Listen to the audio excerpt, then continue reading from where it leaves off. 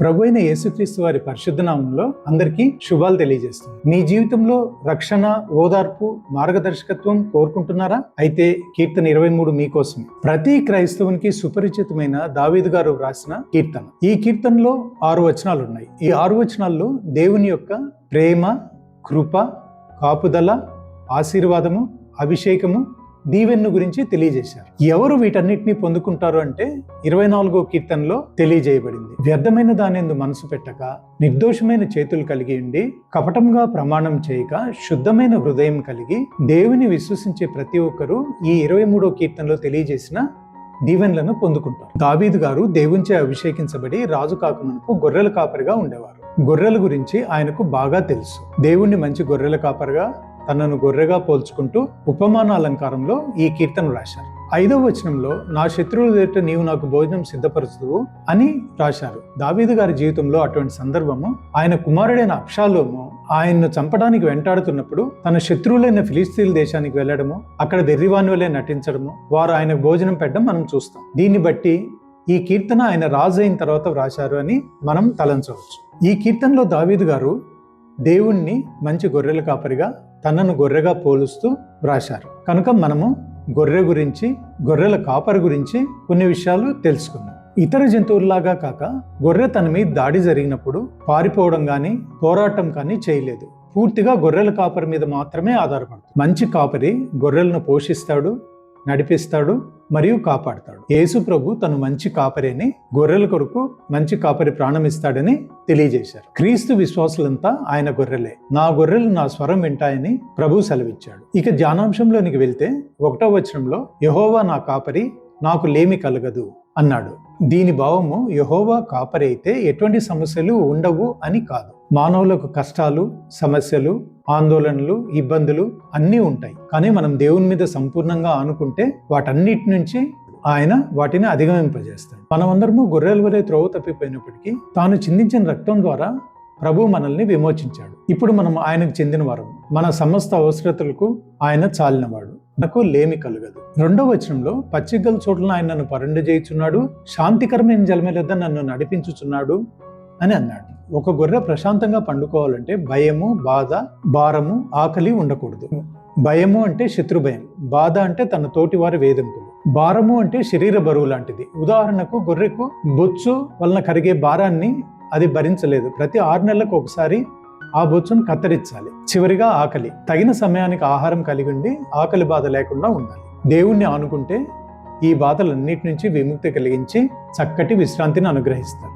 శాంతికరమైన జలముల యొద్దకు నడిపించడము అంటే గొర్రెలు వాటి శరీర నిర్మాణాన్ని బట్టి పారుతున్న నీళ్లను తాగలేవు, నిలకడగా ఉన్న నీళ్లను మాత్రమే త్రాగలవు. అందుకే దావీదు గారు దేవుడు మంచి కాపరి వలె తనను విశ్వసించు వారిని శాంతికరమైన జలముల యొద్దకు నడిపిస్తాడు అని తెలియజేస్తున్నాడు. 3వ వచనంలో నా ప్రాణమునకు ఆయన సేద తీర్చున్నాడు, తన నామమును బట్టి నీతి మార్గంలో నన్ను నడిపించున్నాడు అని అంటూ. మనం ఏ పనైనా చేస్తున్నప్పుడు కొంతసేపు అయిన తర్వాత విశ్రాంతి తీసుకోవాలని అనిపిస్తుంది. దీనినే సేద తీర్చుకోవడం అని అంటారు.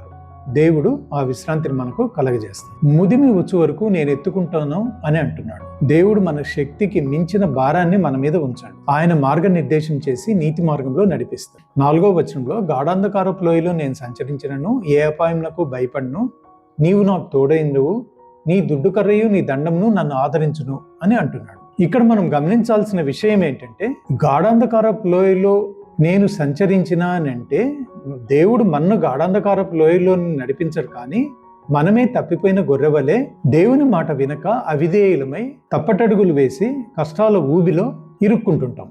అయినప్పటికీ కూడా దేవుడు మంచి కాపరి వలె మనల్ని రక్షించి దారిలో పెడతాడు. నీ దుడ్డు కర్రయు నీ దండమును నన్ను ఆదరించును అని అంటే, కాపరి దుడ్డు కర్రను దండమును ఎప్పుడు ఉపయోగిస్తాడంటే గొర్రెను ఇతర జంతువుల నుంచి కాపాడేటందుకు దుడ్డు కర్రను ఉపయోగిస్తాడు. దండంను గొర్రె లోయలో పడిపోయినప్పుడు బయటకు తీసేందుకు ఉపయోగిస్తాడు. దేవుడు మనల్ని భద్రపరుస్తాడు, రక్షిస్తాడు. 5వ వచనంలో నా శత్రువుల ఎదుట నీవు నాకు భోజనం సిద్ధపరుస్తూ నూనెతో నా తలంటి ఇన్నావు, నా గిన్నె నిండి పొర్లుచున్నది అని అంటున్నాడు. దావీదుకు శత్రువులైన ఫిలిస్తీన్లచే దేవుడు ఆయనకు భోజనాన్ని సమకూర్చాడు. దేవుడు మనం ఊహించని రీతిలో మనకు సహాయం చేస్తాడు. నూనెతో తలంటడం అంటే గొర్రెలకు సాయంకాలం పూట నుసుముల బెడద ఉంటుంది. నుసుములు అంటే చిన్న పురుగులు, స్మాల్ ఇన్సెక్ట్స్. ఈ బెడద తొలగించేందుకు కర్పూరాన్ని ఒలివ నూనెతో కలిపి ముద్దగా చేసి గొర్రె తల మీద పెడతారు. ఆ వాసనకు నుసుములు రావు.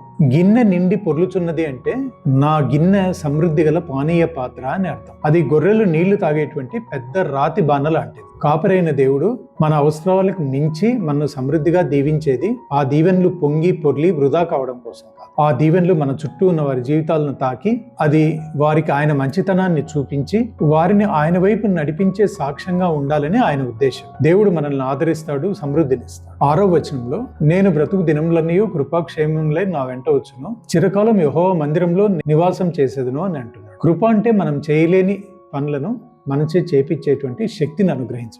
క్షేమము అంటే ప్రమాదాల నుండి మనల్ని కాపాడు. దేవుని మీద పూర్ణ విశ్వాసంతో అనుకోవడం వలన కృపాక్షేమములు జీవితాంతము మన వెంటే ఉంటాయని దావీదు గారు తెలియజేస్తున్నారు. ఇంత మంచి కాపరి నాకున్నప్పుడు నేను చిరకాలము ఆయన సన్నిధిలోనే ఉంటాను అని కీర్తనాకారుడు అంటున్నాడు. ఈ కీర్తనాకారుడు దేవుణ్ణి మనకు 2 రూపాల్లో పరిచయం చేశాడు. మొదటి 3 వచనాల్లో కాపరిగా, చివరి 2 వచనాల్లో గొప్పగా ఆతిథ్యం ఇచ్చే వ్యక్తిగా పరిచయం చేశాడు.